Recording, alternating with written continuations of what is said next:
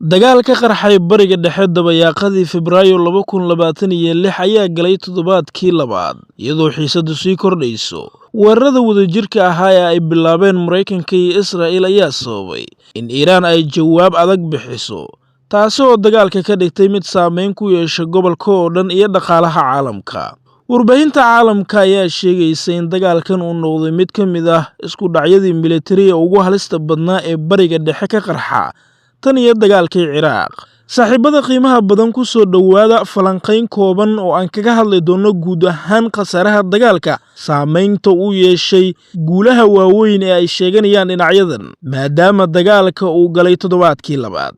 Laagsaar muuqaalkan la wadaag saaxiibadaada kale oo sheer dheh, ka mid noqo saaxiibadana oo ku soo birbiraheena bulshada mahadsanid. Dagaalka ayaa bilowday 28 Februari 2026 markii Maraykanka iyo Israa'iil ay weeraro culus ku qaadeen xarumo militari iyo kuwo nukliyeer oo ku yaala gudaha Iiraan. Weeraradan ayaa lagu dilay dad badan oo ka mid ah saraakiisha sarsare ee Iiraan iyo bartilmaameedyo dowladeed oo ugu horeeyo Ayatollah Cali Khamenei, hogaamiyihii ruuxiga ahaa ee dalka Iiraan.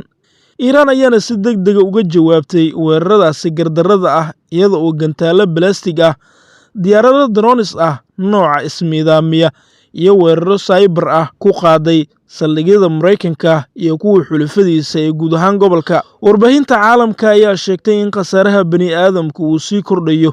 Iiraan, in ka badan 1330 qof ayaa lagu dilay gudaha Tehraan.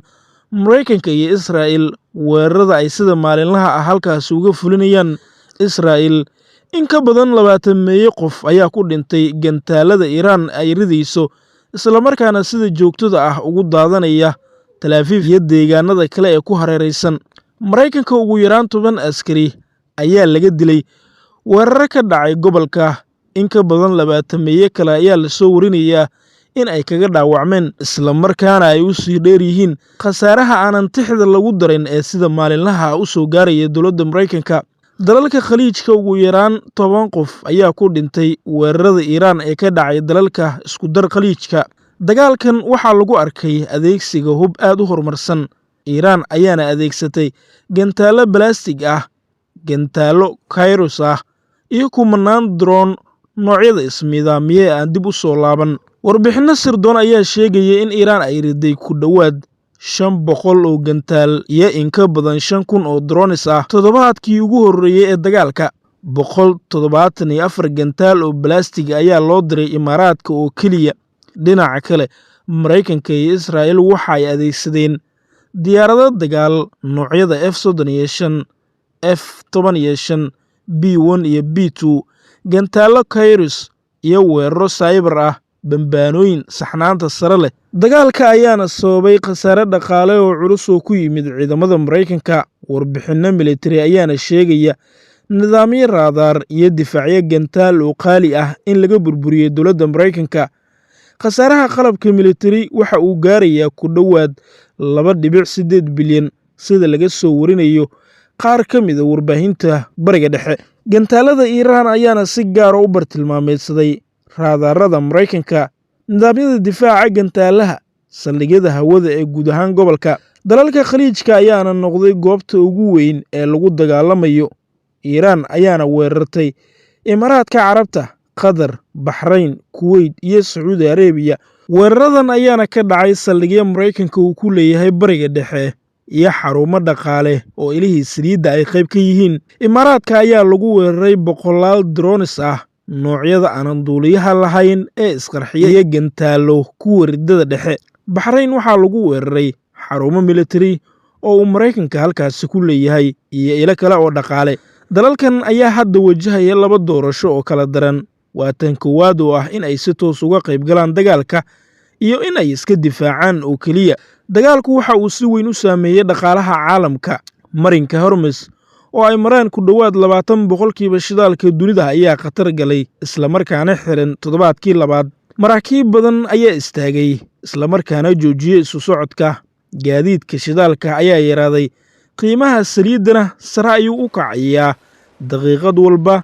saacad walba iyo maalin walba oo uu dagaalku sii soconayo. Warbixinno ayaana sheegaya in ka badan 200 oo markab ay istaageen sababo la xiriira dagaalka bariga dhexe ka soconaya isla markaana carqaladeeyay marinka Hormuz. Dhinacyada dagaalamaya ayaa mid walba sheeganaya guul.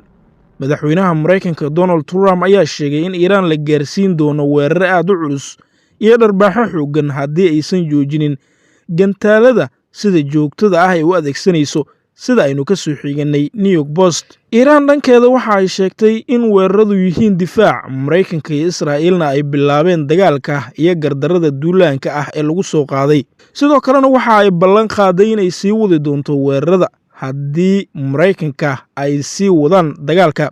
Falanqeeyaasha militariga waxa ay sheegayaan in dagaalku uu isu rogi karo dagaal gobolka oo dhan ku faafa haddii ay ku soo biraan Sacuudi Arabiya, Imaaraadka Carabta, ururada hubaysan sida Xisbullah ama Xuutiyiinta Yemen. Haddii taasi dhacdo, bariga dhexe waxa uu geli karaa dagaalkii ugu weynaa ee 10 sano. Dagaalka bariga dhexe ee hadda soconaya waxa uu galay toddobaadkiisii labaad, waxa uuna si joogto ah u galaafanaya nolosha bani'aadamka. Dalalka khaliijka waxa ay la kulmayaan weeraradii ugu cuslaa abid ee aanan horey loo arag. Dhaqaalaha adduunkana saameyn xooggan ayuu ku yeelanayaa daqiiqad walba oo ay sii socoto rasaastu. Xiisadda caalamiga ahna waa ay sii kordhi kartaa maadaama dalalkan dagaalamaya ay xiriir dhaqaale iyo mid amniba ay leeyihiin dalal kale oo horumarsan islamarkaana ku hubaysan gantaalada loo yaqaano nukliyeerka, islamarkaana si joogto ah ugu soo biiri kara dagaalka. Inkastoo dhinacyadu sheeganayaan guulo militari, haddana falanqeeyaasha caalamka waxa ay ka digayaan in dagaalkan uu noqdo mid dheer oo halis gelin kara amniga iyo guud ahaan dhaqaalaha dunida.